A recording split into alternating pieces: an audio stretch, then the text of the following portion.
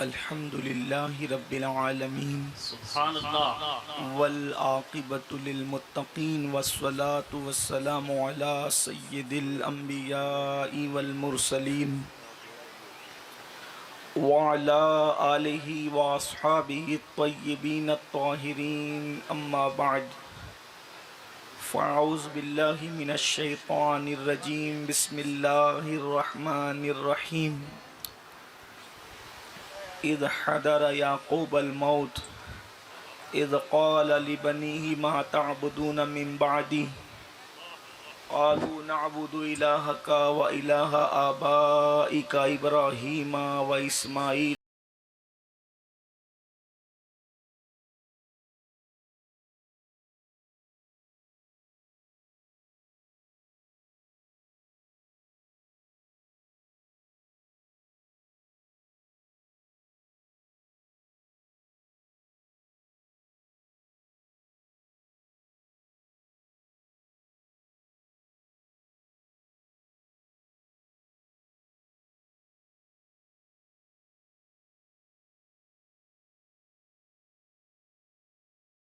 مدد کن یا معین الدین چشتی۔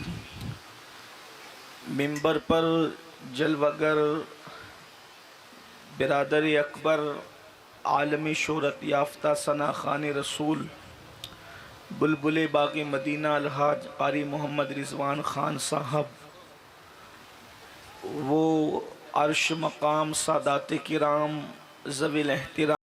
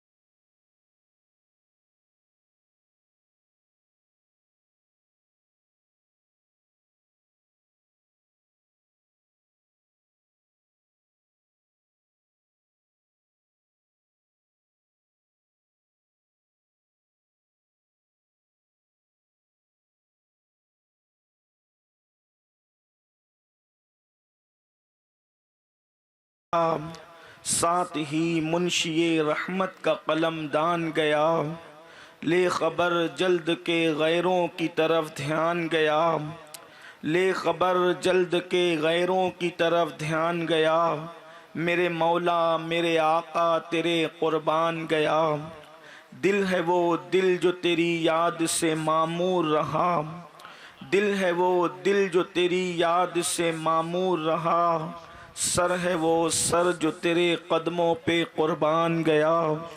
آہ وہ آنکھ کے ناکام تمنا ہی رہی، آہ وہ آنکھ کے ناکام تمنا ہی رہی، ہائے وہ دل جو تیرے در سے پر ارمان گیا، اور انہیں جانا انہیں مانا نہ رکھا غیر سے کام، انہیں جانا انہیں مانا نہ رکھا غیر سے کام، للہ الحمد میں دنیا سے مسلمان گیا، آج لے ان کی پناہ آج مدد مانگ ان سے، آج لے ان کی پناہ آج مدد مانگ ان سے، پھر نہ مانیں گے قیامت میں اگر مان گیا۔ آج کی یہ محفل سوراشٹر کی سرزمین کا مرکزی ادارہ دارالعلوم اہل سنت مسکینیہ کا جشن 100 سالہ کے موقع پر ہم اور آپ حاضر ہیں، اور اس منبر پر اب بھی اور تھوڑی دیر میں مزید اہل سنت و جماعت کی عظیم مقتدر ہستیاں اور افق اہل سنت کی عظیم شموس و اقمار اپنی پوری جلوہ زیبائیوں کے ساتھ اور اپنی پوری تابانیوں کے ساتھ انشاءاللہ ہمارے درمیان جلوگر ہوں گے، اور بہت سارے لوگ جلوگر ہو چکے ہیں۔ جتنے وقت میں گنجائش ہے آیہ کریمہ کے جس حصے کی تلاوت کی گئی ہے، اللہ تبارک و تعالی اس کے متعلق مجھے حق کہنے اور آپ سب کو حق سن کر اس پر عمل کرنے اور اسے عام کرنے کی توفیق عطا فرمائے۔ یقیناً جس گلستہ میں ہم بیٹھے ہوئے ہیں، یعنی دارالعلوم اہل سنت مسکینیہ، اس ادارے کو اپنے خون سے سینچ کر جس نے لالہ زار کیا ہے، اور سوراشٹر کی سنگلاگ زمین پر جس نے سینکڑوں نہیں بلکہ ہزاروں پتھروں کو تراش کر لالہ کا جگر عطا کیا ہے، اس مرد قلندر یعنی شہزادہ مولائے کائنات سبحان اللہ، استاذ العلماء غزالی دوراں بقیت السلف سبحان اللہ، حضرت علامہ غلام غوث علوی الحاشمی مدظ اللہ العالی کو ہم خراج تحسین پیش کرتے ہیں سبحان اللہ، کہ انہوں نے اس ادارے کو بھی بام عروج پر پہنچایا، اور صرف اچھی عمارت نہیں بنوائی بلکہ اس سرزمین پر سینکڑوں علماء اور ہزاروں حفاظ کی شکل میں بہترین انسان بھی قوم و ملت کو عطا فرمائے۔ سبحان اللہ، میں نے سب سے پہلے حضور علامہ غلام غوث علوی صاحب کا نام اپنے قائد محترم اپنے امیر محترم کی زبانی سنا تھا جب میں 9th کا طالب علم تھا۔ ایک مرتبہ کچھ میٹنگ میں تحریر کی جا رہی تھی اور سب لوگ اپنی اپنی ڈائریوں پر کچھ لکھ رہے تھے، تو اس لکھنے والوں میں میں بھی تھا۔ قبلہ امیر محترم گفتگو فرما رہے تھے اور ان کے میٹنگ کے نکات ہم لوگ اپنی اپنی ڈائری میں تحریر کر رہے تھے، تو حضرت نے سب کی تحریر کو دیکھا، اس میں انتہائی غیر گزری تحریر جس کی تھی، اس تحریر کو دیکھ کر ایسا لگتا تھا جیسے چڑیوں نے کسی روشنائی میں اپنے پیروں کو بھگو کر اللہ اکبر، کاغذ اور صفحہ پر ثبت کر دیا ہے۔ وہ میری ہی تحریر تھی، پڑھنے میں مشکل ہوتی تھی، تو حضرت نے مجھ سے فرمایا آپ کی رائٹنگ اتنی خراب کیوں ہے؟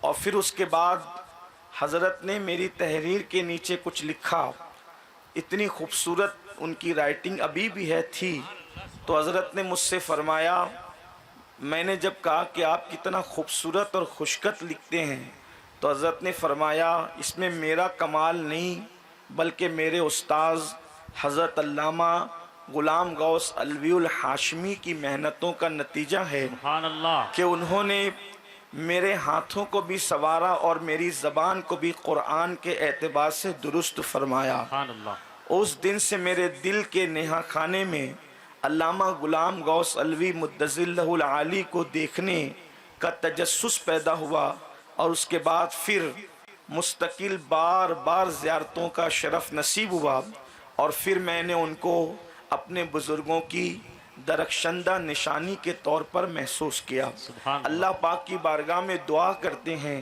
کہ اللہ تبارک و تعالی اس مرد قلندر کو عمر نوح عطا فرمائے، اور صحت و سلامتی کے ساتھ اللہ رب العزت انہیں مزید دراز عمر بالخیر عطا فرمائے۔ اللہم آمین۔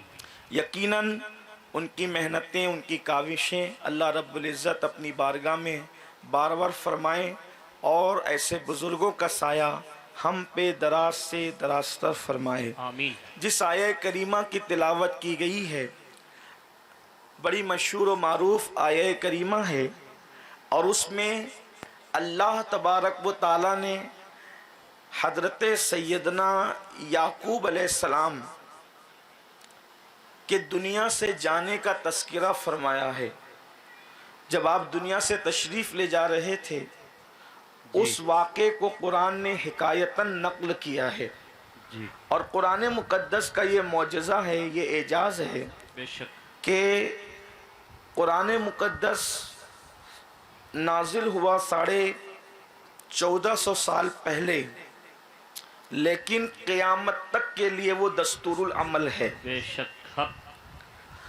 آج کے اس پرفتن دور میں جبکہ پوری دنیا کے مفکرین، کسی ایک ملک کی بات نہیں ہو رہی ہے، جی بلکہ پوری دنیا کے مفکرین اس وقت تو چیخ رہے ہیں کہ قوم پہلے گناہ کے دلدل میں ڈوبی ہوئی تھی، قوم پہلے بدعتوں کے دلدل میں ڈوبی ہوئی تھی، قوم پہلے فسق و فجور کے دلدل میں ڈوبی ہوئی تھی، اور اب ہماری قوم کے قدم صرف فسق و فجور کی طرف نہیں، بدعات اور خرافات کی طرف نہیں، بدعات اور منکرات کی طرف نہیں، بلکہ اب ہماری قوم کے قدم ارتداد، کفر اور شرک کی طرف بڑھتے جا رہے ہیں۔ اللہ اکبر۔ ایسے ماحول میں جبکہ داخلی فتنے اور خارجی فتنے اپنے پورے شباب پر اور عروج پر ہے، ہر باپ کی ذمہ داری قرآن اسے محسوس کروا رہا ہے کہ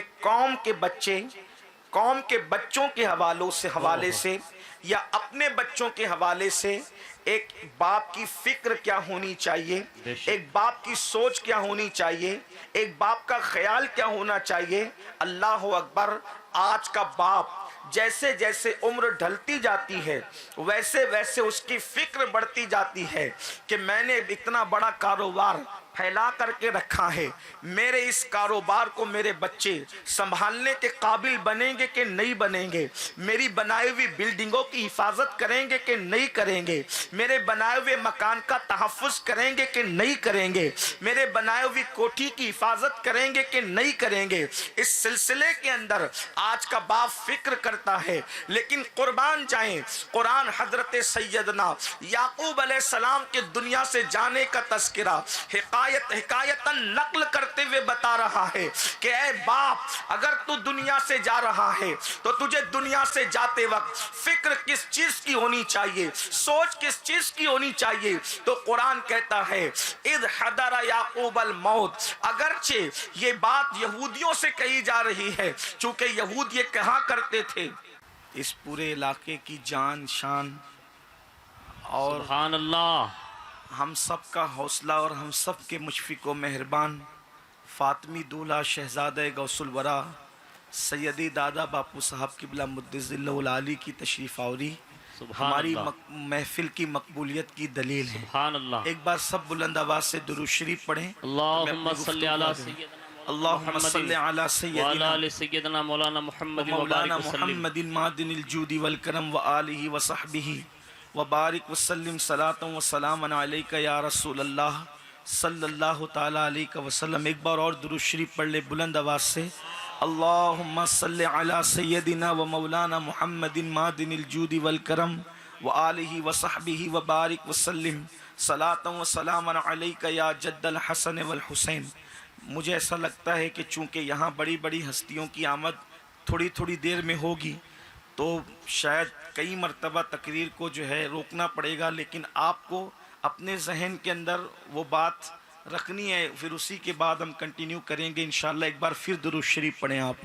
اللہ رب محمد صلی اللہ علیہ وسلم نحن عباد محمد صلی اللہ علیہ وسلم صلاۃ و سلام علیک یا جد الحسن والحسین وعلی آلک و اصحابک یا جد الغوث الثقلین۔ تو عرض یہ کر رہا تھا، ہر باپ کو فکر ہے کہ میرے بعد میرے بچے میرا کاروبار، میرا مکان، میری دکان، میرا سجایا ہوا گلستہ سنبھالیں گے کہ نہیں سنبھالیں گے، مگر قرآن فکر دے رہا ہے۔ اس ارتداد کے تحریک کے دور میں، اس مذہب بیزاری کے پرفتن دور میں قرآن بتا رہا ہے کہ ایک باپ کی فکر کیا ہونی چاہیے۔ قرآن کہتا ہے اذ حضر یعقوب الموت اذ قال لبنیہ ما تعبدون من بعدی قالوا نعبد الہک و الہ آبائک ابراہیم و اسماعیل و اسحاق۔ اللہ اکبر۔ قرآن کہتا ہے اور یاد کرو اے یہودیوں، تم کہتے ہو کہ معاذ اللہ یہود نے جو ہے اس کو خدا کا بیٹا مانا تھا، جس طریقے سے ہم مانتے ہیں، لیکن اللہ اکبر قرآن ان کی فکر کی تردید کر رہا ہے اور ہمیں بحیثیت باپ دعوت فکر دے رہا ہے کہ اے باپ بننے والوں، تمہیں اپنے بچوں کے لیے کیا فکر کرنی چاہیے، اے ماں بننے والیوں تمہیں اپنے بچوں کے لیے کیا فکر کرنی چاہیے۔ جب حضرت یعقوب علیہ السلام دنیا سے تشریف لے جا رہے ہیں تو آپ کو یہ فکر نہیں ہے میرے بچے کھائیں گے کیا، میرے بچے کمائیں گے کیا، میرے بچے رہیں گے کہاں، میرے بچے پہنیں گے کیا، نہیں، بلکہ قرآن فکر دے رہا ہے، ایک نبی کی فکر قرآن بیان کر رہا ہے۔ اور یاد کرو جب حضرت یعقوب دنیا سے تشریف لے جانے لگے، آپ کے دنیا سے جانے کا وقت قریب آیا تو آپ کو فکر یہ ہوئی کہ میرے بعد میرے بچے عبادت کس کی کریں گے، کس مذہب پر قائم رہیں گے۔ اس لیے حضرت یعقوب علیہ السلام فرماتے ہیں ما تعبدون من بعدی، کہ میرے بعد تم کس کی عبادت کرو گے۔ یہ حضرت سیدنا یعقوب علیہ السلام کی تربیت کا نتیجہ تھا، یہ حضرت یعقوب علیہ السلام کی صالح تربیت کی برکت تھی۔ جب آپ نے بچوں سے پوچھا میرے بعد تم کس کی عبادت کرو گے تو آپ کے بچوں نے جواب دیا نعبد الہک و الہ آبائک ابراہیم و اسماعیل و اسحاق، کہ ہمارے باپ ہم آپ کے بعد اس کی عبادت کریں گے جو آپ کا رب ہے، آپ کے باپ دادا،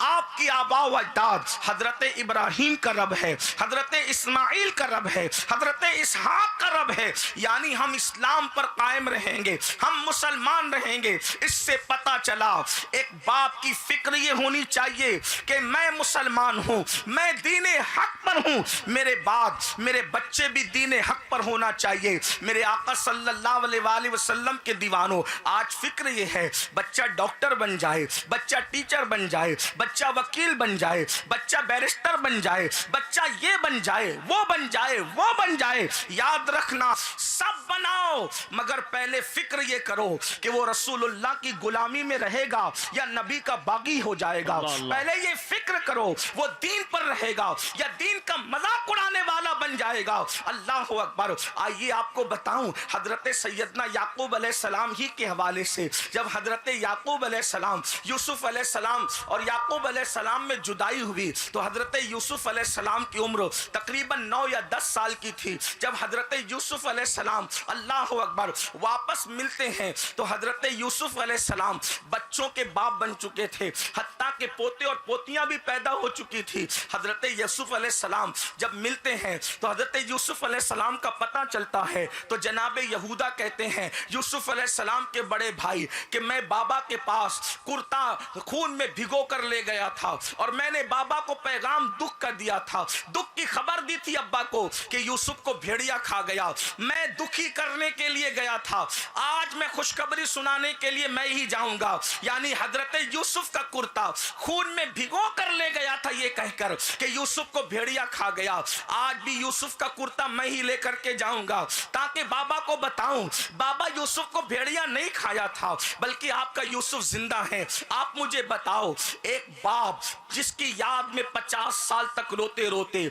आंखें सफेद कर गया हो, जिसकी आंखों की बीनाई कमजोर हो गई हो, रातों दिन यूसुफ यूसुफ यूसुफ मेरा यूसुफ करते रहा। जब 50 साल के बाद हजरत यूसुफ अलैहिस्सलाम का पता मिल गया, अल्लाह अकबर, यहूदा आकर के कुर्ता पेश करते हैं, बाबा मुबारक हो, आपका बेटा यूसुफ मरा नहीं था, उसे भेड़िया नहीं खाया था बल्कि वो जिंदा है, जिंदा। और इस हालत में बाबा आपको मुबारक हो कि हम तो फाका कशी में हैं मगर यूसुफ तो बादशाह बन गया है, यूसुफ तो बादशाह बन गया है। याकूब अलैहिस्सलाम ने तमाम दुनिया के बापों को फिक्र दी। हजरत याकूब अलैहिस्सलाम ने ये सुनकर कि आपका बेटा यूसुफ बादशाह बन गया है, यहूदा को डांटा, ओ यहूदा चुप रहे, खामोश रहे, मुझे ये मत बता कि यूसुफ बादशाह बन गया या क्या बन गया, पहले ये बता कि यूसुफ मेरे दीन पर है या काफिर हो गया है। वल्लाह अगर वो मेरे दीन पर है तो मैं रब का शुक्र अदा करूंगा कि बादशाह का बाप होना याकूब के लिए फख्र की बात नहीं है, मेरी औलाद का मेरे दीन पर रहना ये मेरे लिए फख्र की बात है। और अगर माज़अल्लाह वो काफिर हो गया है तो उसका बादशाह होना मुझे कुछ खुश नहीं करता, बल्कि काफिर होने से बेहतर था कि वो मर जाता। अल्लाह अकबर। हुज्जतुल इस्लाम इमाम गजाली लिखते हैं कि जब यहूदा ने कहा बाबा 50 साल आपसे दूर रहने के बाद भी यूसुफ हमसे बेहतरीन मुसलमान है, हम सब भाइयों में बेहतरीन दीनदार है, तो हजरत याकूब ने सजदे शुक्र अदा किया कि मुझसे दूर रहकर भी मेरे बेटे का ईमान महफूज रहा, मेरे बेटे का अकीदा महफूज रहा। अब आपसे पूछना चाहता हूं, फिक्र अंबिया ये है और हमारी फिक्र क्या है? अंग्रेजी की तालीम तो दिला रहे हैं, बिल्कुल दिलाओ, हम इसके मुखालिफ नहीं है। अल्हम्दुलिल्लाह सुन्नी दावत इस्लामी खुद पूरे मुल्क में 15 से ज्यादा इंग्लिश स्कूलें कायम कर चुकी है, लेकिन आपसे पूछना चाहता हूं, पहले अपने बच्चों की दीन की फिक्र करो, इसलिए कि मजहब बेदारी का मजहब बेजारी का माहौल, मजहब से दूर करने का माहौल, इर्तिदाद की तहरीक पूरी दुनिया में चल पड़ी है। और याद रखना मुनकिरीन इस्लाम, इस्लाम दुश्मन ताकतें कभी कोई फितना उठाकर हमारे बच्चों को, हमारी बच्चियों को अल्लाह के दीन हक से दूर करने की कोशिश करते हैं, कभी तकलीफें देते हैं, कभी माज़अल्लाह तकलीफें देते हैं, कभी लालच देते हैं, कभी आराम और ऐश की लालच देते हैं और दीन छीनने की कोशिश करते हैं। आज मैं आपको बताऊं, मेरे प्यारे आका सल्लल्लाहु अलैहि वसल्लम के प्यारे दीवानों, कुछ लोग रिश्ते के चक्कर में, कुछ लोग शादियों के चक्कर में अपने दीन से दूर जा रहे हैं, अपने मजहब को छोड़कर जा रहे हैं, कुछ लोग दौलत के चक्कर में अपने मजहब को छोड़कर जा रहे हैं, कुछ लोग गुर्बत के चक्कर में अपने मजहब को छोड़कर दूर जा रहे हैं। याद रखो ये दुनिया चंद दिन की है, इस दुनिया में हमेशा नहीं रहना। और ये भी याद रखो हर डिग्री कब्र के बाहर रह जाएगी, कब्र के अंदर जो डिग्री जाएगी उसको दीन की डिग्री कहते हैं। कोई डिग्री वाला कब्र में जाएगा, फरिश्ते उसके साथ क्या सुलूक करे कोई गारंटी नहीं है, लेकिन कोई नबी का वफादार बन के कब्र में जाएगा तो मेरे इमाम कहते हैं नकीरैन करते हैं ताज़ीम मेरी, नकीरैन करते हैं ताज़ीम मेरी, फिदा होके तुझ पे ये इज्जत मिली है, खाक होकर इश्क में आराम से सोना मिला, जान की एक सीर है उल्फत रसूलुल्लाह। नारे तकबीर, नारे रिसालत, मोहसिन आज़म कॉन्फ्रेंस। इसलिए अपने बच्चों का ईमान बचाने की फिक्र करना होगा, अपने बच्चों का अकीदा बचाने की फिक्र करना होगा, अपने बच्चों को दीन पे रखने की फिक्र کرنا ہوگا. یقیناً منکرین اسلام، ملحدین دنیا، اللہ اکبر، اس کے لیے ہمیں تکلیف پہنچانے کی کوشش کریں گے، دھمکیاں دینے کی کوشش کریں گے، مصیبتیں ڈالنے کی کوشش کریں گے، لیکن ہمیں سیدنا بلال حبشی کی سنت پر عمل کرنا ہوگا. ہمیں حضرت سیدنا مصعب ابن عمیر کی سنت پر عمل کرنا ہوگا. درود شریف پڑھ لیں آپ. اللہم صلی علی سیدنا و مولانا محمد معدن الجود والکرم و آلہ و صحبہ و بارک وسلم. صلاۃ و سلام علیک یا رسول اللہ. کس طریقے سے منکرین اسلام نے، لوگ آج سمجھ رہے ہیں کہ ارتداد کی تحریکات چل رہی ہے، اسلام بیزاری کی تحریکات چل رہی ہے، دنیا میں مسلمانوں کا ایمان چھیننے کی تحریکات چل رہی ہے. نہیں نہیں، جس دن سے اسلام اس زمین پر آیا ہے، جس دن سے پیغمبر اسلام صلی اللہ علیہ وآلہ وسلم نے جو ہے وہ ایمان کی شمع کو جو ہے وہ فاران کی چوٹی سے روشن فرمایا ہے، اس دن سے لے کر آج تک کے ایمان والوں کا ایمان چھیننے کی کوشش کی گئی. ہاں، یہاں تو تھوڑی سی مشکل آتی ہے تو آدمی لرز جاتا ہے، تھوڑی سی تکلیف آتی ہے تو آدمی دین چھوڑ کر کے جانے کی باتیں کرتا ہے. اللہ اکبر. میرے آقا علیہ الصلوۃ والتسلیم کے دیوانوں، آئیے اب تھوڑا ہم تاریخ کے ماضی کے اوراب کو الٹتے ہیں اور ماضی کے جھروکے میں جھانک کر کے دیکھتے ہیں کہ ایمان چھیننے کی کوشش آج ہی نہیں کی جا رہی ہے بلکہ اس سے پہلے بھی کی گئی. لیکن ان مسلمانوں نے کیا کردار ادا کیا؟ آج تو نرم گدے نہیں چھوٹتے، آج تو کھانا پینا ہی سب کچھ بن چکا ہے. بڑی معذرت کے ساتھ جشن 100 سالہ میں آنے والوں، اگر سونا اور کھانا ہی سب کچھ ہے تو پھر کتوں میں اور ہم میں فرق کیا ہے؟ میرے آقا صلی اللہ علیہ وآلہ وسلم کے دیوانوں، آئیے ذرا غور کریں. اللہ اکبر. یاد کیجئے، بالخصوص جوانوں سے میری گزارش ہے، توجہ سے سنیں. جو باپ بن چکے ان سے بھی، اور جو باپ بننے والے ان سے بھی، جو مائیں بن چکی ان سے بھی، اور جو مائیں بننے والی ان سے بھی، ہمیں اپنے بچوں کا ایمان کیسے بچانا ہے، ہمیں خود کا ایمان کیسے بچانا ہے. اس لیے کہ قرآن کہتا ہے یا ایھا الذین آمنوا قوا انفسکم واہلیکم نارا وقودھا الناس والحجارہ. اے ایمان والو، اپنے آپ کو اور اپنی اولاد کو جہنم کی آگ سے بچاؤ. یاد رکھنا، کوئی کافر جہنم سے بچ نہ سکے گا، کوئی کافر جہنم سے بچ نہ سکے گا. کافروں کے لیے دائمی عذاب ہے، کافروں کے لیے نہ ختم ہونے والا عذاب ہے، کافروں کے لیے ہمیشگی کا عذاب ہے. جہنم کے دہکتے ہوئے شعلے ان کا انتظار کر رہے ہیں. اللہ اکبر.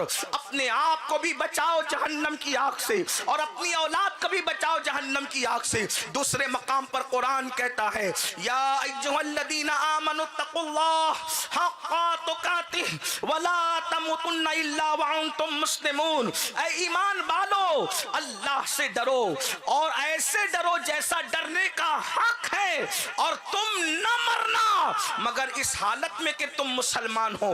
یعنی خاتمہ ایمان پر ہونا چاہیے. یہ نہیں کہ دولت کی چمک دمک پر ایمان کا سودا کر لیا، یہ نہیں کہ رشتوں کی چمک دمک پر ایمان کا سودا کر لیا، یہ نہیں کہ فلموں کی دہلیز پر ایمان کا سودا کر لیا، یہ نہیں کہ گانے اور غزلوں کی دہلیز پر ایمان کا سودا کر لیا، یہ نہیں کہ بیٹیوں کی شادی کی دہلیز پر ایمان کا سودا کر لیا. آؤ اپنے خوبصورت اور تابندہ ماضی کا جائزہ لیتے ہیں. اس لیے کہ یہ درسگاہ کی محفل ہے، اس لیے تھوڑا سا ہم اوراق الٹتے ہیں اور دیکھتے ہیں جس وقت ایمان والوں نے ایمان لایا تو اس وقت ان کا ایمان چھیننے کے لیے کیا نہیں کیا گیا. اللہ اکبر. صاحب اقتدار نے ہمیشہ اپنے اقتدار کی کرسی کو بچانے کے لیے اہل ایمان کا ایمان ہی چھیننے کی کوشش کی. اے میری قوم کے جوانوں، اس لیے کہ دنیا کو اور اقتدار کی کرسی پر بیٹھنے والوں کو تلوار والوں سے گھبراہٹ نہیں ہوتی، ہتھیار والوں سے گھبراہٹ نہیں ہوتی، بازو میں طاقت اور قوت والوں سے گھبراہٹ نہیں ہوتی. ان کو تو گھبراہٹ ایمان کی طاقت سے ہوتی ہے. وہ جانتے ہیں مومن اگر نہتا ہوگا پھر بھی وہ اپنے ایمان کی دولت کی بنیاد پر، ایمان کی طاقت کی بنیاد پر پوری دنیا کو روندنے کچلنے اور فتح کرنے کا ملکہ رکھتا ہے. اس لیے کہ ایمان کی قوت وہ ہے جو ہر پست کو بالا کر دیتی ہے. اگر جو ایمان کی قوت پست کو بالا نہیں کرتی تو جرمنی کی خاک چھاننے والا قلندر لاہوری کبھی لاہور سے یہ نہ کہتا قوت عشق سے ہر پست کو بالا کر دے. دہر میں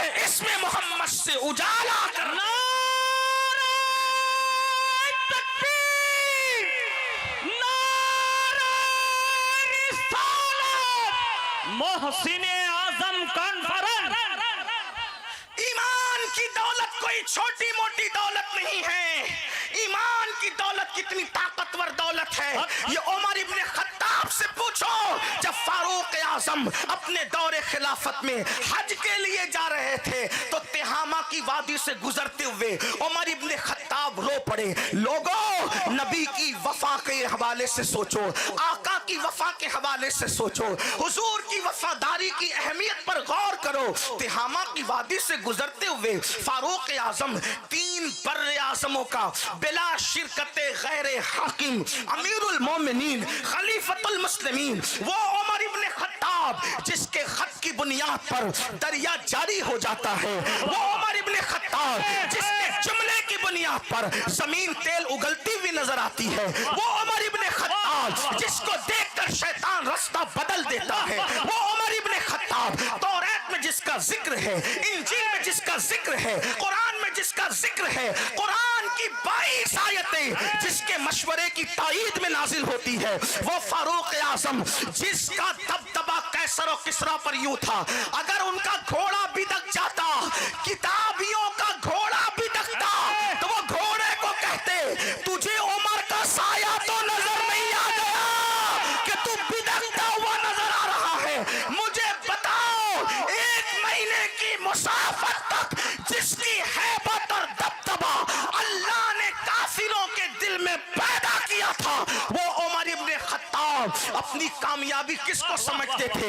ڈگری پر غرور کر کے دین کو حقارت کی نظر سے دیکھنے والوں, دولت پہ گھمنڈ کر کے دین کو حقارت کی نظر سے دیکھنے والوں, دین کی اہمیت کو سمجھو, مصطفیٰ کریم کی وفا کی اہمیت کو سمجھو. اللہ اکبر. بڑی معذرت کے ساتھ ہر ڈگری دلاؤ لیکن یہ ضرور کہتا ہوں کوئی ڈگری نہ بھی دلاؤ, رسول اللہ کی وفا کی ڈگری دلا دو تو تم نے اپنے بچوں کو سب کچھ بنا دیا. اس لیے کہ عشق سے بڑی کوئی منزل نہیں ہے, عشق سے بڑا کوئی مقام نہیں ہے. نبی کی وفا سے بڑھ کر, ایمان اور یقین سے بڑھ کر کے کوئی ڈگری ہو ہی نہیں سکتی. اللہ اکبر. تہامہ کی وادی سے گزرتے ہوئے فاروق اعظم رو رہے ہیں, آنکھ میں آنسو ہے. لوگوں نے کہا امیر المومنین رونے کا وقت نہیں, کیوں رو رہے ہیں؟ کہا یہی تہامہ کی چراگاہ تھی, یہی تہامہ کی چراگاہ تھی. عمر جب اپنی بکریوں کو اور اونٹوں کو چرانے آتا تھا میرے باپ خطاب نے ایک دن میرا امتحان لیتے ہوئے کہا عمر ان اونٹوں کو ایک قطار میں کھڑا کر دو. اللہ اکبر. اپنی فضیلت اور عظمت کے غرور اور گھمنڈ میں چکنا چور انسان اور رسول اللہ سے وفا اور دین کی اہمیت نہ سمجھنے والے انسان, دیکھ دنیا کے سب سے بڑے اس امت کے سیاستداں کی فکر دیکھ, دیکھ اس امت کے سب سے بڑے سیاستداں کا تخجل دیکھ, دیکھ اس امت کے سب سے بڑے سیاستداں کی زندگی کو دیکھ. کہتے ہیں میرے باپ خطاب نے کہا عمر ان اونٹوں کو ایک قطار میں کھڑا کر دو.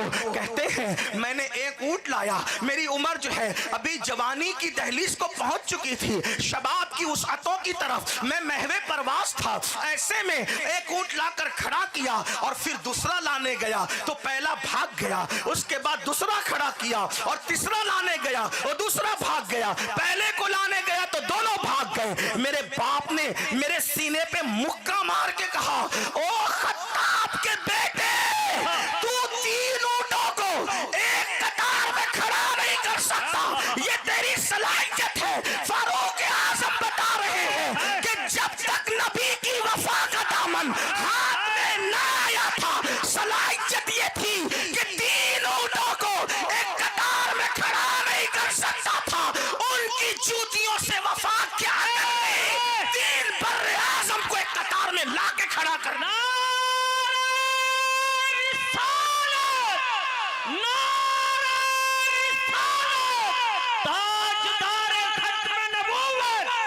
محسن اعظم کانفرنس.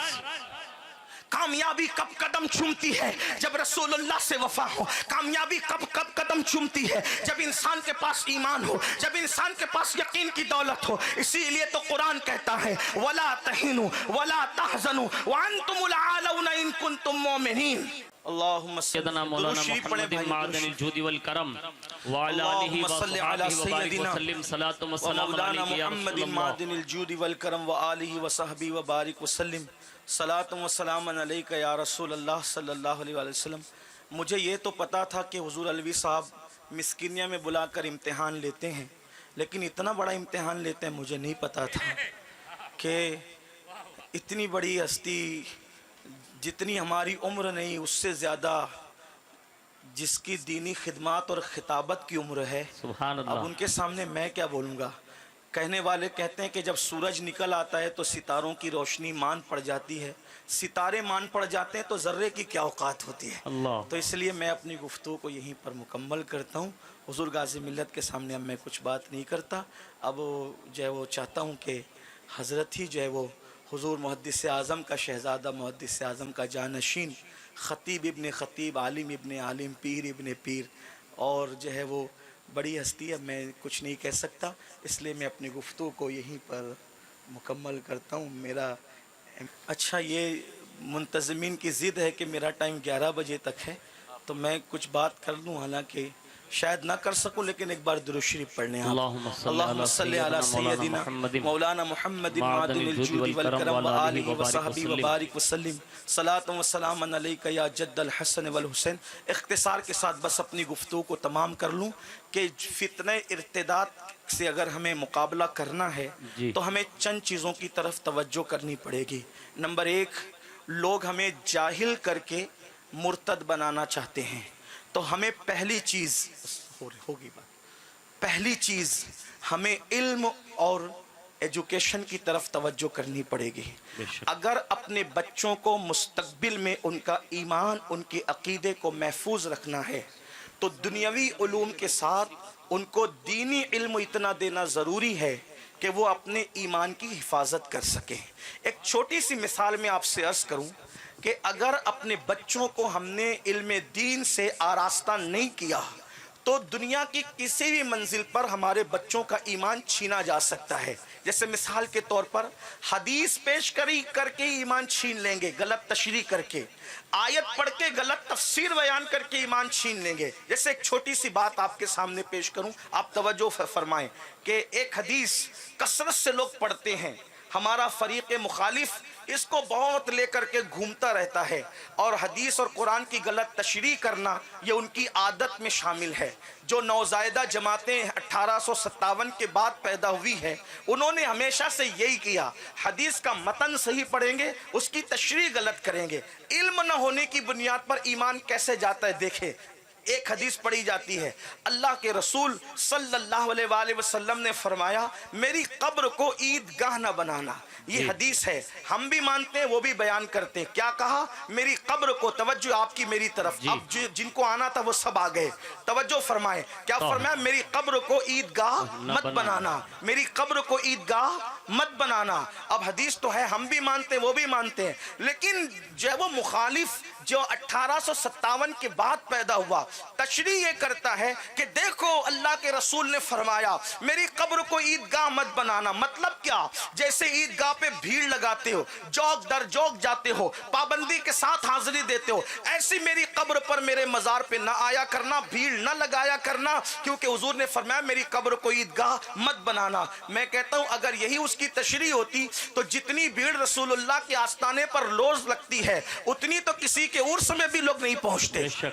اللہ رب محمد صلی اللہ علیہ وسلم، نحن عباد محمد صلی اللہ علیہ وسلم، صلاۃ و سلام علیک یا رسول اللہ صلی اللہ علیہ وآلہ وسلم. تو عرض یہ کر رہا تھا کہ مخالف یہ کہتا ہے کہ جب حضور علیہ السلام نے یہ فرما دیا کہ میری قبر کو عیدگاہ نہ بناؤ تو پھر تم لوگ کیوں بھیڑ کرتے ہو؟ اگر یہی تشریح صحیح ہوتی تو اللہ کے رسول علیہ السلام کی بارگاہ میں تو اتنی بھیڑ لگی ہوتی ہے، اتنی بھیڑ 5 وقتہ نماز میں ہوتی ہے کہ اوروں کے عرس میں بھی اتنی بھیڑ نہیں جمع ہو پاتی. تو پھر تشریح تو یہ نہ ہوئی.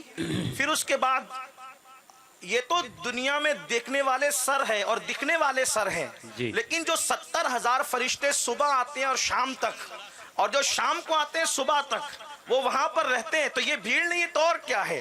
تو لیکن چونکہ مخالف نے علم نہ ہونے کی بنیاد پر حدیث کا دھوس دے کر کے متزلزل کر دیا. ایک پڑھا لکھا دنیاوی پڑھا لکھا سوچتا ہے کہ ہاں یار یہ حدیث تو ہے کہ میری قبر کو عیدگاہ نہ بنانا, پھر ہم کیوں جاتے ہیں. لیکن جب الحمدللہ اہل سنت و جماعت کے علماء سے اس کی تشریح پوچھی جاتی ہے تو وہ بھی کہتے ہیں متن تو صحیح ہے کہ میری قبر کو عیدگاہ نہ بنانا. مطلب کیا ہے, یہ نہیں کہ بھیڑ نہ لگانا, یہ نہ کرنا, وہ نہ کرنا, بلکہ پھر عشاق یوں تشریح کرتے ہیں اپنے اس علم کی روشنی میں جو ان کے پاس 1450 سال کا سرمایہ موجود ہے, صفا کے چبوترے سے جن کے علم کی کڑیاں ملتی ہے, باب مدینۃ العلم سے جن کو علوم کے فیوز و برکات ملتے ہیں. وہ کہتے ہیں آقا نے یہ ضرور کہا کہ میری قبر کو عیدگاہ نہ بنانا, مطلب یہ نہیں کہ بھیڑ نہ لگانا, بلکہ یہ فرمایا کہ نیک سے نیک, متقی سے متقی, پرہیزگار سے پرہیزگار انسان جب عیدگاہ جاتا ہے تو سال میں صرف 2 مرتبہ جاتا ہے. پوچھئے غازی ملت سے, عمر تمام ہو گئی دین کی دعوت دیتے دیتے, لیکن 2 بار کے بعد کبھی تیسری بار اہتمام سے جاتے ہیں کیا؟ پوچھئے حضور علوی صاحب سے, پوچھئے حضور دادا باپو سے, پوچھئے پیر باپو سے. اتنے پرہیزگار لوگ کیا کبھی سال میں 2 بار کی جگہ تیسری بار جاتے ہیں؟ میں خود ایک عیدگاہ کا خطیب امام ہوں, میں خود 2 سے تیسری مرتبہ نہیں جاتا عیدگاہ. آقا کیا فرما رہے ہیں, اے میرے غلاموں میری قبر کو عیدگاہ مت بنانا, یعنی جیسے عیدگاہ میں سال میں 2 مرتبہ آتے ہو ایسے 2 مرتبہ مت آیا کرنا, بلکہ جب جب موقع ملے تب تب آیا کرنا, کیونکہ منظارہ قبری وجبت لہو شفاعتی. سبحان اللہ. ہر عبادت پر ثواب ملتا ہے, قبر رسول کی زیارت پر, مزار مصطفیٰ کی زیارت پر شفاعت کا مزدہ نصیب ہوتا ہے. اور بلکہ یہاں تک فرمایا ہو سکے تو مدینے میں مرو, جو مدینے میں مرے گا میں اس کی شفاعت کروں گا, اس کے ایمان کی گواہی دوں گا. تو علم نہ ہونے کی بنیاد پر اگر فتنہ ارتداد پھیل رہا ہے تو علم کو عام کیا جائے, اور علم کو عام کرنے کے لیے بہترین ادارے قائم کیے جائیں. پردہ کی بنیاد پر بچیوں کو اگر اسکول سے خارج کیا جا رہا ہے تو کانفرنس اور جلسوں میں درد بھری باتیں کرنا اس کا علاج نہیں ہے, میڈیا کا رونا رونا اس کا علاج نہیں ہے. مسلمان اپنی شادیوں کے خرچے کم کریں, مسلمان اپنے جلسوں کے خرچے کم کریں, مسلمان فضول خرچی کم کر کے بہترین اسکولیں قائم کریں, بہترین کالجز قائم کریں, بہترین یونیورسٹیاں قائم کریں, تاکہ اللہ اکبر جن اداروں سے فتنہ ارتداد پھیل رہا ہے ہم اپنے ادارے قائم کر کے اسلام اور سنیت کی روشنی میں وہ تعلیم دیں کہ انہی اداروں سے جو ہے وہ اسلام اور سنیت کا تحفظ ہوتا ہوا نظر آئے, ورنہ باتیں کرنے سے کام نہیں ہوگا. اور دوسری چیز, اگر غربت کی بنیاد پر ارتداد کو پھیلایا جا رہا ہے تو مسلمانوں کو چاہیے کہ مالدار بنے, محنت کرو, رات کے 3 بجے تک موبائل میں گیم کھیلتے ہو, 12 بجے سو کر کے اٹھتے ہو, کب تجارت کرو گے, کب کیا کرو گے, کب آگے بڑھو گے؟ اس لیے مال پہ توجہ دو. کچھ لوگ یہ کہتے ہیں نہیں مولانا ہمارے نبی تو غریب تھے, ہمارے صحابہ تو غریب تھے, پیٹ پہ پتھر باندھتے تھے, ہم لوگ جو ہے وہ مالدار ہو کے کیا کریں گے؟ یہ تبلیغی جماعت کا فریب ہے کہ نبی غریب تھے. واللہ ہم اپنے نبی کو نہ کبھی غریب کہتے ہیں نہ مفلس مانتے ہیں, اس لیے کہ میں اس کو کیسے مفلس اور غریب تسلیم کر لوں جو پوری کائنات کو پال رہا ہے. میرا امام کہتا ہے آسماں خان, زمین خان, زمانہ مہمان, صاحب خانہ, لقب کس کا ہے تیرا تیرا.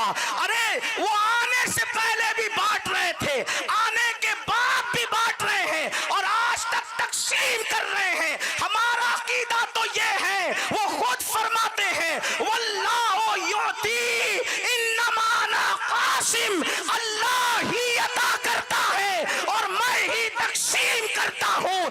ہر دینے والا اپنی حیثیت کے مطابق دیتا ہے, میرے نبی دیتے ہیں تو دینے والا بنا دیتے ہیں. واہ کیا جود و کرم ہے, شہ بتہا تیرا نہیں سنتا ہی نہیں, مانگنے والا تیرا میرے کریم سے گر قطرہ کسی نے مانگا دریا بہا دیے ہیں, در بے بہا دیے ہیں. نہ ہمارے نبی مفلس تھے, نہ ہمارے صدیق مفلس تھے, نہ ہمارے عمر مفلس تھے, نہ ہمارے غوث مفلس تھے. ارے نادان, آج لوگ نئے کپڑے پہن کر कर रोजाना इतरा रहे हैं कि हम रोजाना नए कपड़े पहनकर चार्टर फ्लाइट में घूमते हैं। मैंने कहा कौम की भीख पर घूमते हो तो क्या मुतासिर कर सकते हो। मेरे गौस ने आज से 900 साल पहले खुद की कमाई पर, खुद की कमाई पर, बैतुल माल की कमाई पर नहीं, अवाम के पैसों पर नहीं, बल्कि खुद की कमाई पर इतना महंगा कपड़ा पहना कि उतना महंगा कपड़ा बादशाह वक्त को भी मयस्सर नहीं आता था। अल्लाह अकबर, इतना महंगा कपड़ा पहना